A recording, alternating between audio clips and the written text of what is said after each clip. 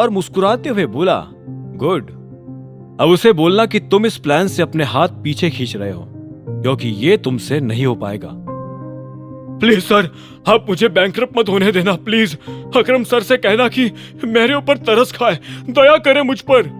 यह सुनते ही अभिनव ने घूरते हुए गौरांग को देखा और बोला, उसने फोन पर तुमसे यह सब कहा क्या? यह सवाल सुनते ही गौरांग ने तुरंत जवाब दिया, हाँ। ठीक है, हो जाएगा, अभिनव ने कहा और फिर अपने टूटे हुए फोन की तरफ बढ़ने लगा।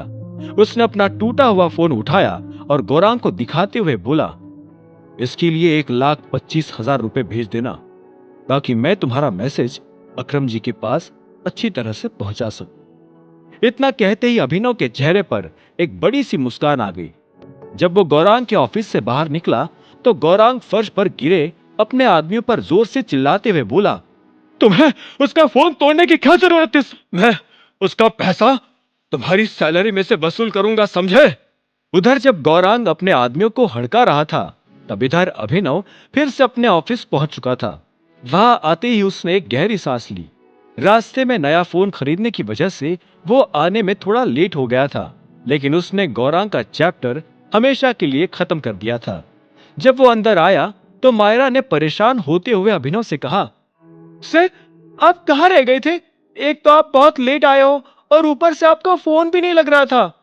उसका परेशान सा चेहरा देखकर अभिनव मुस्कुराया और बोला, मैंने गौरांग की प्रॉब्लम हमेशा के लिए सॉल्व कर दी है। इतना कहकर अभिनव अपने ऑफिस की तरफ बढ़ने लगा था। यह सुनकर मायरा की जान में भी जान आई और वो बोली, ये तो बड़ी अच्छी खबर है, लेकिन अभी एक और प्रॉब्लम आ खड़ी हुई है।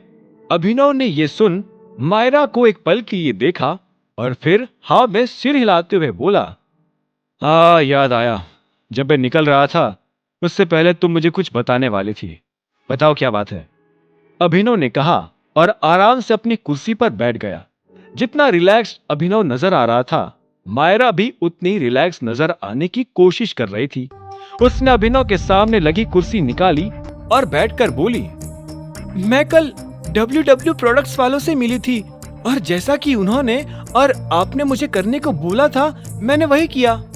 तो उन्होंने मुझे कहा है कि वो CEO से कंपनी के बारे में बात करना चाहते हैं। वो आपको फायर करने का सोच रहा था और उसके बाद वो लोग पे करने वाले थे। अभिनव ने उसकी बात सुनकर एक पल के लिए सोचा। उसे लगा कि ये प्रपोजल भी वैसा ही था जैसे गौरांग का प्रपोजल था। अभिनव ये भी समझ गया था कि इसके पीछे भी चिराग का ही हाथ था। ऐसे में अभिनव ने मायरा को देखा और बोला, तो अगर कंपनी मुझे बाहर नहीं करती तो ये लोग हमें पे नहीं करेंगे, बराबर? मायरा ने अभिनव के सवाल के जवाब में हाँ में सिर हिलाया और बोली, अब आप बताओ हमें क्या करना चाहिए? अभिनव ने एक लंबी सी अंगड़ाई ली और बोला, अगर वो लोग CEO से बात करना चाहते हैं तो उनकी CEO से बात करवा देते हैं। ये जवाब सुनते ही मायरा की आंखों की पुतलियां उसकी आंखों से बाहर निकल आई थी।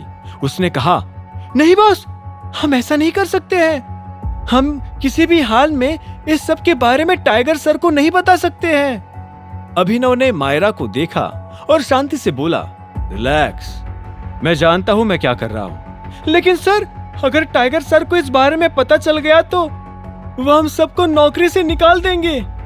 यह सुनते ही अभिनव मुस्कुराया और बोला, हो सकता है कि वो तुम सबको निकाल दे, लेकिन वो मुझे नहीं निकाल सकते।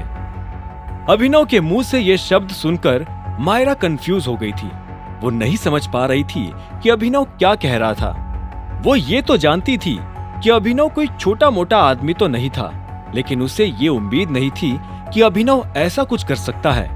अब मायरा को यह आभास होने लगा था कि उनकी कंपनी बिना टाइगर के धड़ाम से गिर जाएगी और अगर टाइगर बीच में आए तो वो सभी लोग अपनी नौकरी और करियर से हाथ धो बैठेंगे।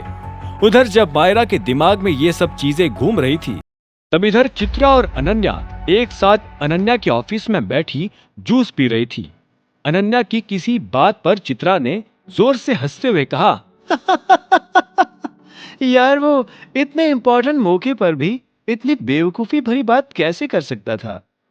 उसकी बात सुन अनन्या ने भी एक गहरी सांस ली और बोली, मुझे तो खुद समझ नहीं आ रहा है कि वो मुझे अपने दादाजी का ऑफर रिजेक्ट करने के लिए कैसे कह सकता था। मेरी बात मान अनन्या, तू उस लड़के से दूर होना शुरू कर दे। भूल जा उसको और उस सवाल को भी कि वो उस रात तेरे कमरे में कहां से आया और कैसे आया। तू अब उसे अपने से दूर करना शुरू कर, वरना वो तेरी जिंदगी पूरी तरह से बर्बाद कर देगा। जितनी देर करेगी उतना पछताएगी। आगे की कहानी जानने के लिए देखिए अगला एपिसोड सिर्फ पॉकेट एफएम के यूट्यूब चैनल पर, और द रिटर्न ऑफ टाइगर के सारे एपिसोड्स को सुनने के लिए डिस्क्रिप्शन में दी लिंक से डाउनलोड करें पॉकेट एफएम ऐप।